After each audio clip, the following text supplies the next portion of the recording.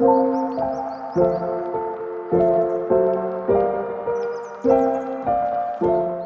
akan membahas Le Petit Chef, yaitu sebuah restoran yang telah berkembang hingga 87 cabang di berbagai negara dengan konsep yang unik dan inovatif. Nah, restoran ini tuh menggunakan 3D projection mapping sebagai media utama untuk menciptakan pengalaman makan yang interaktif. Dengan proyeksi animasi langsung ke meja makan, pelanggan tuh nggak hanya menikmati hidangan, tapi juga dibawa ke dalam sebuah cerita visual yang menarik, di mana seorang koki mini bernama Le Petit Chef itu menampilkan proses memasak sebelum makanan sungguhan disajikan. Nah, hal ini tuh menunjukkan bahwa restoran ini tidak hanya berfungsi sebagai tempat makan, tapi juga sebagai ruang hiburan dan storytelling yang menggabungkan teknologi dan seni kuliner. Menurut saya, melakukan eksperimen media berikut dapat meningkatkan pengalaman pelanggan lebih jauh. Salah satunya idenya adalah interaktivitas berbasis AR, di mana pelanggan bisa berinteraksi langsung dengan karakter Le Petit Chef melalui perangkat mobile mereka. Jadi video ini adalah permainan wall climbing interaktif untuk anak-anak. Jadi penggunaan medianya ini ada proyektor yang digunakan untuk menampilkan permainan atau video permainannya langsung pada dinding. Lalu ada sensor gerak dan juga komputer untuk menjalankan perangkat lunak, memproses data, dan juga mengontrol sebuah proyektornya. Lalu untuk pergeseran fungsi, jadi mereka ini menggunakan proyeksi interaktif pada wall climbing yang mengubah fungsi utama dari aktivitas fisik menjadi pengalaman belajar yang menyeluruh. Jadi anak-anak itu tidak hanya berolahraga, tapi juga terlibat dalam permainan. Dan itu bisa membantu mereka untuk meningkatkan keterampilan sosial dalam permainan yang kolaboratif. Lalu untuk ide eksperimen lain, mungkin mereka bisa menambahkan fitur-fitur tertentu yang bisa disentuh dan mengeluarkan suara tertentu saat disentuh. Oke, jadi selanjutnya saya akan menjelaskan mengenai new media yang saya temukan di Museum Nasional Indonesia. Nyambung dari teman-teman saya yang sebelumnya.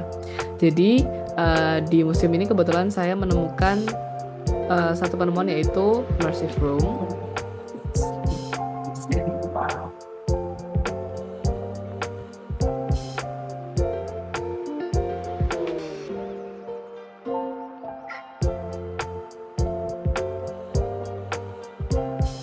Jadi bisa dilihat sendiri kalau misalnya immersive room itu sebenarnya merupakan kembangan dari teknologi seperti bioskop. Mereka menggunakan teknologi proyektor, tetapi kalau misalnya bioskop kan cuma satu sisi nih, cuma 1D gitu aja biasa. Cuman kalau di sini dibuat 360 derajat, bagaikan kita ini dalam suatu ruangan dengan POV kita sebagai seekor burung, seperti itu.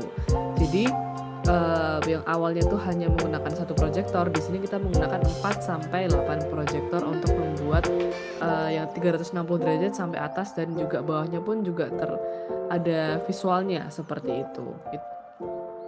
Halo, jadi saya mau sharingkan pengalaman saya berjumpa dengan new media di National Palace Museum di Taipei, Taiwan.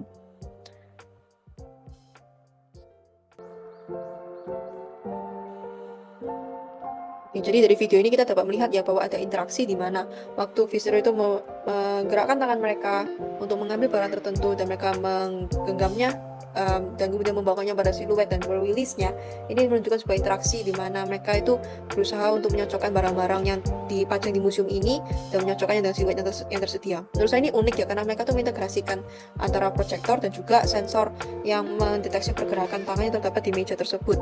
Nah, di sini saya merasa ini unik karena ternyata bahwa barang-barang tersebut itu cukup kecil di dunia nyata, seperti terlihat pada gambar-gambar ini. Nah, seandainya tidak terdapat alat interaksi tersebut yang dipaparkan sebelum mereka memasuki area pajangan ini, mungkin visitors sebagai besar hanya akan melalui begitu saja atau melihat lalu pergi begitu saja tanpa benar-benar berusaha untuk mengenal ini itu barang apa, namanya apa. Dan sewaktu mereka sudah berhasil menyocokkan semua barangnya, seperti terlihat akan ada sebuah splash seperti itu yang mengindikasi bahwa mereka akan naik ke next level dan diintroduce kepada barang-barang lainnya juga.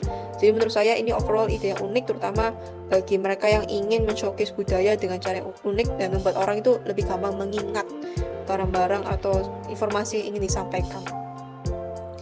Nah, selanjutnya adalah foto booth yang mempergunakan AR di Taipei Botanical Garden sebagai salah satu media promosinya.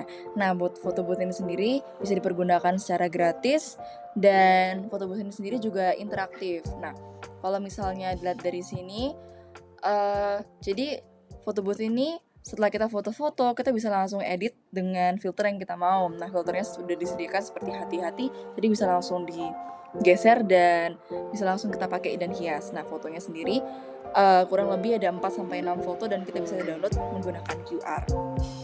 AR-nya ada di mana? AR-nya itu kalau misalnya kita pilih filter yang khusus ada pemilik khusus kita mau ada AR-nya, mereka bakal langsung memunculkan AR-nya. AR-nya sendiri nanti bakal gerak-gerak, jalan-jalan, atau kadang langsung gantiin kepala kita dengan AR mereka. Nah, mungkin di Indonesia masih jarang ada yang foto booth secara gratis yang menggunakan AR.